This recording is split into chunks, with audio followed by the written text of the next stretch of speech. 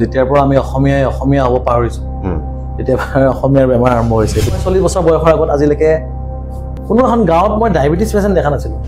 intermediate ফাষ্টিংটোৰ বিষয়ে অকণমান সহজ ভাষাৰে মানুহখিনি এই ডায়েবেটিছ পেচেণ্ট নাছিল আজি হঠাতে ক'ৰ পৰা আহিল মানুহে কয় জেনেটিক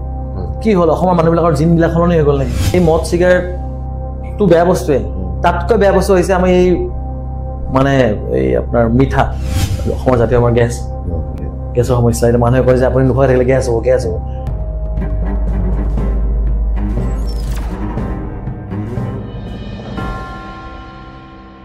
সাধাৰণতে স্বাস্থ্যৰ বিষয়ে মানুহে খুব কনচাৰ্ণ নহয় যেতিয়া জোৰ পুৰি হাত পুৰেগৈ তেতিয়া মানুহ সজাগ হ'বলৈ লয় যে মই কিজানি ভুল কৰিলোঁ নেকি এই ধৰণে আচলতে আমাৰ অসমখনত চলি আছে আপুনি কিন্তু সাংঘাতিক এটা পৰিৱৰ্তন কৰিবলৈ যত্ন কৰিছে মানুহক মটিভেট কৰি আছে এই সামগ্ৰিক অৰ্থত স্বাস্থ্য আৰু স্বাস্থ্য ভালে ৰখাৰ কিটিপ কিছুমান প্ৰথমে জনাওকচোন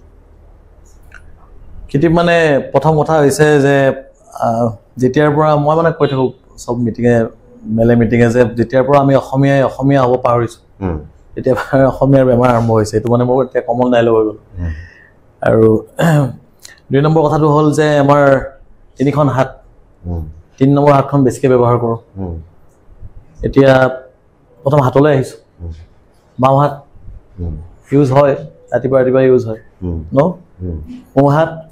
খাওঁতে কামবোৰ কৰোঁতে ইউজ হয় এইখন অলপ কমেই ইউজ হয় তাতকৈ বেছি ইউজ হয় 3 নম্বৰখন এইখন হৈছে অজুহাত মোৰ সময় নাই মোৰ এক্সাৰচাইজ কৰিব সময় নাই মই কিন্তু মানুহক এক্সাৰচাইজ কৰিব সময় দিছোঁ মই কৈছোঁ যে মাত্ৰ এটা পুছআপ মাৰোঁ ছিংগল পুছআপ এতিয়া ছিংগল পুছআপ মাৰিবতো মানুহটো সময় নাই বুলি ক'ব নোৱাৰে আপুনি ক'ব পাৰিব জানো সময় নাই সময় আছে ছিংগল এটা পুছআপ মাৰোঁতে 5 ছেকেণ্ড বা 2 ছেকেণ্ড লাগিব ৰাইট মানুহে সেনেকৈ আৰম্ভ কৰিছিল 2025 চনৰ জানুৱাৰী মাহৰ 1 তাৰিখে মানে চেলেঞ্জ দিছিলোঁ যে আপুনি ডেইলি এটা পুছআপ মাৰা ষ্টাৰ্ট কৰক যি ষ্টাৰ্ট কৰিছে আজি সেই মানুহজনে এতিয়া 30-40টা মাৰা ষ্টাৰ্ট কৰিছে মই কৈছোঁ যে এটাই মাৰক এটাতকৈ বেছি নামাৰিব নোৱাৰা হৈ গৈছে ছাৰ নোৱাৰো চাই থাকিব এটা মাৰি এনেকুৱা অভ্যাস হৈ গৈছে মই ডিচিপ্লিন আনিছোঁ মানে মানুহৰ মাজত সেই এক্সাৰচাইজৰ ডিচিপ্লিনটো নোহোৱা হৈছে নম্বৰ 1 তো মই সেইটো কৈছোঁ যে সময় নাই নচলিব কৈছে যে জেগা নাই ছাৰ মোৰ ঘৰৰ সন্মুখত বহুত বিজি এইটো ৰাস্তাত মই দৌৰিব নোৱাৰোঁ খোজকাঢ়িব নোৱাৰোঁ ট্ৰাকে খুন্দিয়াৰ চান্স থাকে মই সেইটো অজুহাত নাই আপুনি ঘৰৰ ভিতৰতে কৰক জঁপিয়াওক এটা জঁপিয়াওক তো সেইটো এটা অজুহাতটো এৰিব লাগিব অলপ এক্সাৰচাইজ কৰিব লাগিব 2 নম্বৰ হৈছে মই কৈছোঁ যে যেতিয়াৰ পৰা অসমীয়া হোৱা বাদ দিছে এতিয়া অসমীয়া হোৱা বাদ দিয়া কথাটো কেনে ধৰণৰ আপুনি যদি আজিৰ পৰা 40 বছৰ আপোনাৰ বয়স কিমান হৈছে বয়স সুধিব নাপায় বাৰু 37 30 বছৰ ধৰক মই যদি কওঁ মই 40 বছৰ বয়সৰ আগত আজিলৈকে কোনো এখন গাঁৱত মই ডায়েবেটিছ পেচেণ্ট দেখা নাছিলোঁ আপুনি চাগে 30 বছৰৰ আগতে একো ডায়েবেটিছ পেচেণ্ট শুনা নাছিল চাগে চ' এই ডায়েবেটিছ পেচেণ্ট নাছিল আজি হঠাতে ক'ৰ পৰা আহিল মানুহে কয় জেনেটিক কি হ'ল অসমৰ মানুহবিলাকৰ জিনবিলাক সলনি হৈ গ'ল নেকি নে কোনোবা বেলেগৰ বিদেশৰ পৰা আহি মানুহ ইয়াত বিয়া হ'ল নতুনকৈ সন্তান সৃষ্টি হ'ল আমাৰ মাজত যদি বিয়া হৈছে নহয় জানো মেইন কথা হৈছে আমাৰ কেইটামান বহুত ডাঙৰ সাংঘাতিক ভুল হৈ আছে ৰাতি দেৰিকৈ ভাত খোৱা বেছিভাগ নহয় প্ৰতিটো লাইফষ্টাইল ডিছঅৰ্ডাৰ ৰাতি দেৰিকৈ ভাত খোৱাটো প্ৰথম ডাঙৰ মানে আপুনি গম পাই যাব যদি ৰাতি মই দেৰিকৈ ভাত খাই আছে 9টা 10টা 11টাত মানে মই আজি লিখি দিম যে আপোনাৰ অতি সোনকালে ডায়েবেটিছ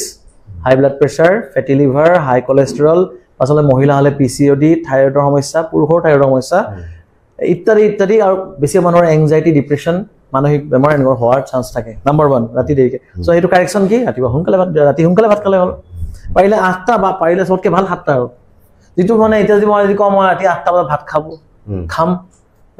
ভাইটিয়ে হাঁহিব চাগে এই দাদা কি 8টা বজাত ভাত খায় হে হয় নহয় চ' প্ৰথম কথা 2 নম্বৰ কথা মানুহে মাদক দ্ৰব্যক বেছি দোষ দিয়ে মই মাদক দ্ৰব্য ভাল বুলি কোৱা নাই মই কৈছোঁ এই মদ চিগাৰেটটো বেয়া বস্তুৱে তাতকৈ বেয়া বস্তু হৈছে আমি এই মানে এই আপোনাৰ মিঠা চুগাৰ চেনি গুড় বিস্কুট ব্ৰেড কেক এইবোৰ ভাল কাৰ কাৰণে জানে যি আপুনি কষ্ট কৰি আহিছে কম পৰিমাণে খাইছে আপুনি যদি ৰাতিপুৱা উঠিয়েই যদি বিস্কুট আৰু চাহেৰে আৰম্ভ কৰে আপুনি পেটটোক আচলতে গোটেই শৰীৰটো আপুনি ছিগনেল দিছে ৰাতিপুৱা আপুনি চুগাৰ দিছে মানুহে কয় যে মোৰ বিস্কুটখনত চেনি নাই এই বিস্কুটখনো আপুনি আল্টিমেটলি হজম হ'ব ময়দা সেই ময়দাটো হজম হয় ময়দা আকৌ কি হয় চুগাৰেই হয় এই তাতে সমস্যাটো আহি পৰে যে এটা শৰীৰটোক যদি আপুনি ৰাতিপুৱাই তেজত যদি আপুনি চুগাৰ সোমাই দিলে মানে ময়দাৰ পৰা পোৱা চুগাৰ তেতিয়াহ'লে আল্টিমেটলি কি দিলে আপুনি ইনচুলিন ৰেজিষ্টেঞ্চ কৰা মানুহক সহায় কৰিলে আৰু ইফালে মানুহটো ভাতকেইটা খাইছে ৰাতি 10টাৰ পৰা ৰাতিপুৱা 7টা 8টালে 12 ঘণ্টাই নহ'ল তো পেটটোতো ৰেষ্ট লাগে ন আমি খোৱাৰ পিছতে খেলটো সমাপ্ত নহয় ইয়াৰ পৰা পায়খানা ৰাস্তালৈ প্ৰায় বহুত দীঘল 9 মিটাৰমান তালৈকে গৈ পাওঁতে 9-10 ঘণ্টামান লাগে এইখিনি সময়খিনি গোটেই মুখৰ পৰা পায়খানা ৰাস্তাটো এটা ৰেষ্টৰ প্ৰয়োজন তাৰপিছত অন্তত 4-5 ঘণ্টা ৰেষ্ট দিয়ক বহুতে কয় যে ছাৰ আপুনি 16 ঘণ্টা ফাষ্টিং থাকিব দিয়ে মই নালাগে 16 ঘণ্টা থাকিব আৰে ভাই 14 ঘণ্টামানটো থাকক ৰাতি যদি আপুনি ধৰক 8টা বজাত খায় 9টা 10টালৈ থাকিব নোৱাৰিবনে একেবাৰে সহজ নহয় জানো মই সেইটো বিচাৰোঁ যে ৰাতিপুৱা উঠি অলপ কিবা জীৱন্ত খাদ্য খাওক কিবা অলপমান বুট মগু ফল মূল খাওক আৰু শাক পাচলি খাব পাৰে বা ডিমো বইল কৰি খাব পাৰে বা বোলে কেঁচা বস্তু খাব মন নাই দালি চব্জি খাওক ভাতখিনি নোহোৱাকৈ খাওক খাবলৈ বহুত অপশ্যন আছে তাৰপিছত লাঞ্চ খাওক নেক্সট লাঞ্চ আপুনি লাঞ্চত টাইমত লাঞ্চ খাওক এতিয়া যদি আপুনি ভালকৈ ব্ৰেকফাষ্টটো কৰে লাঞ্চত আপুনি মাছ মাংস ডিম কিবা খায় ৰাতি যদি আপুনি ধৰক আকৌ 8 বজাত খায় তেতিয়াহ'লে বহুত বঢ়িয়া এইটোৱে আমাৰ একচুৱেলি মূল মন্ত্ৰ যে এইখিনি কৰিলে মেইনলি লাইফষ্টাইল ডিছঅৰ্ডাৰ যেনে ধৰক ব্লাড প্ৰেছাৰ ডায়েবেটিছ হাই ব্লাড কি বুলি কয় হাই কলেষ্ট্ৰল তাৰপিছত ফেটি লিভাৰ বা মহিলা মানুহৰ PCOD হৰমনেল ইমবেলেঞ্চ ইত্যাদি এই বেমাৰবিলাক থাইৰয়ডৰ সমস্যা আৰু অসমৰ যিটো জাতীয় বেমাৰ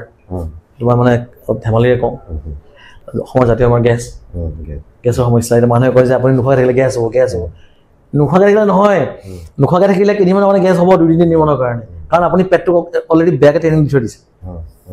চ' অলপ ৰাতি যদি সোনকালে ভাত খায় ৰাতিপুৱা যদি অলপমান আপুনি ধুনীয়া ফাষ্টিং ৰাখে আৰু যদি অলপমান নিজৰ বাবে সময় লৈ এক্সাৰচাইজ কৰে তেতিয়াহ'লে এই গেছ নোহোৱা হৈ যাব আচ্ছা যেহেতু ইণ্টাৰমিডিয়েট ফাষ্টিঙৰ কথা আপুনিতো কৈ থাকে আপুনি প্ৰশ্ন যিমান সুধিছিলে মোৰ উত্তৰ আছে 20 কিলোমান দিলোঁ বেছিকৈ দিছে কিন্তু তাৰ মাজতে মই এটা কথা কওঁ যে বহু বিশেষজ্ঞই ক'ব খোজে বিশেষকৈ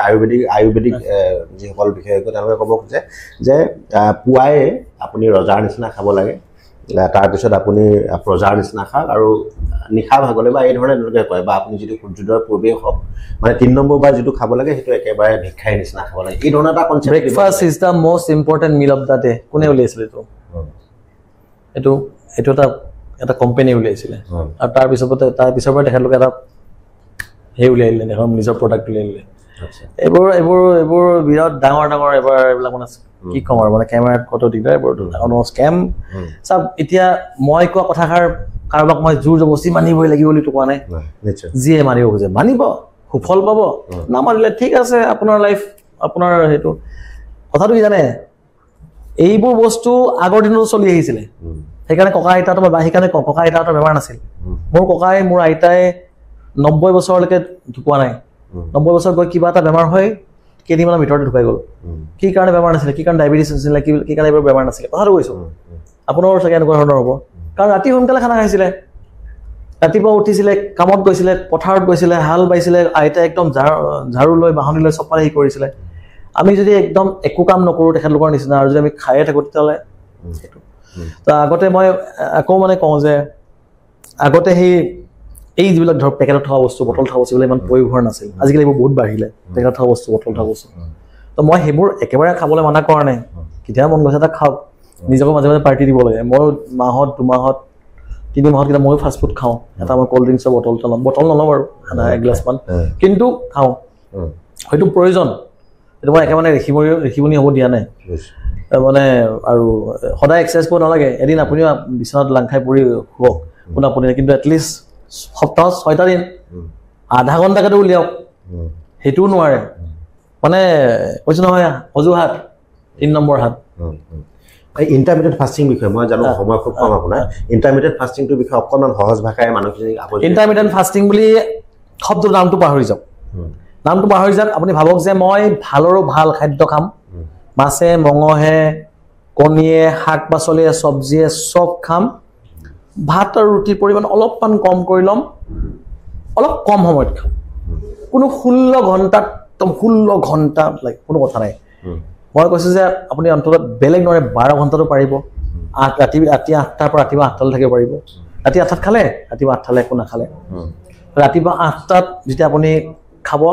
লাহে আপুনি পাৰিব যে 8:15 8:15 পৰা 8:30 8:50 এনেকৈ অলপ বঢ়াই পাছলৈ গৈ থাকিব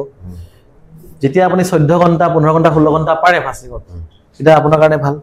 কৰি চাব পাৰে পুনৰ ধন্যবাদ জনালো আৰু দেৱোত্তম অসমে খুব ব্যস্ত লখিমপুৰলৈকে আহিছে কিন্তু খুব সময় অলপ কম দিয়াৰ কাৰণে বেয়া হ'ব নালাগে মানে কালি ৰাতি 1:30 মানত আমি ইয়াৰ পৰা ওলাই গৈছোঁ